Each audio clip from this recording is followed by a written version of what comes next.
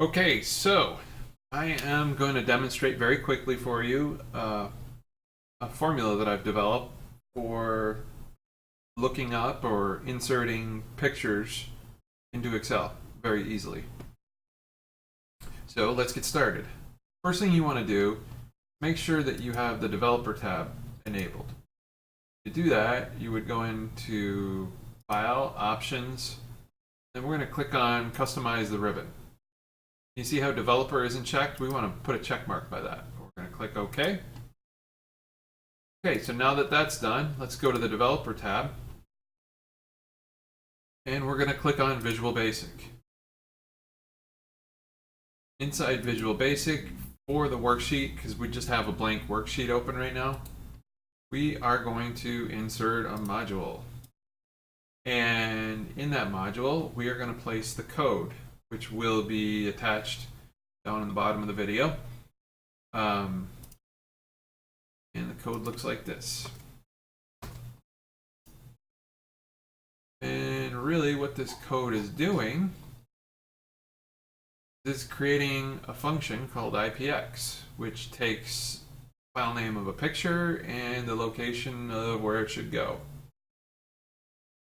In this case, the location of where all the pictures would be is the IMG directory on the C drive. You can change it to whatever you want. This is where you change it. So, that being said, we're going to come back out and we are going to save this workbook with the module in it as an add-in, which will make it available to us later on in this process. So we're going to just name it Insert Picture, and then we're going to choose down here add in, and we are going to save.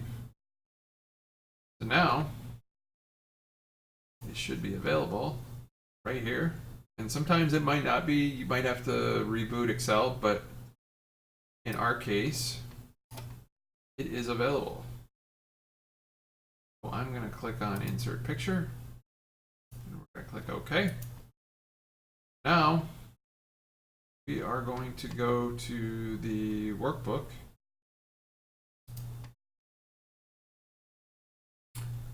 and this is already set up. This is what it's going to look like when we're done.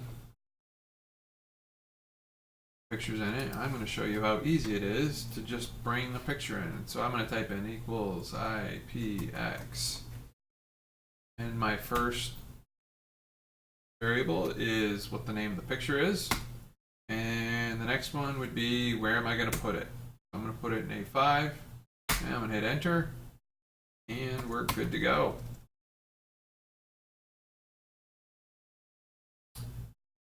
And the beauty of this is that I can just type something like that, as long as the formula is there, and it will go and pull the picture and get rid of the picture that was there before, which is just as important. Another little thing to point out is that the picture will always go to the upper left corner and then fill as big of an area as it can. So in the case of the Coke, if I take that away, and let's just say I make this row a little bit bigger, and then make it recalculate, it's going to make that Coke bottle bigger. So now it's gone all the way filled up as far wide as it can go. Last little thing to point out here is that these pictures have a lot of white space. This area right here on the left and on the right is white space. If I were to bring up the bottle of Sprite, great example of something that doesn't have white space, so it's going to just go to the corner. We can make these very quickly, all even, by going through, selecting them all with Control A, and then we're going to align to the center.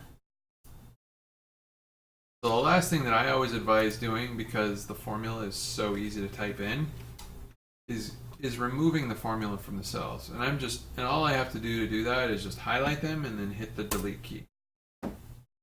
And what that does is that eliminates the possibility that it's going to recalculate on me again. If I want to pull those pictures again at a different time, I can do it, but for the sake of what we've just done, I don't need it. And that is the formula in a nutshell. I hope it brings you a lot of time savings. Thank you.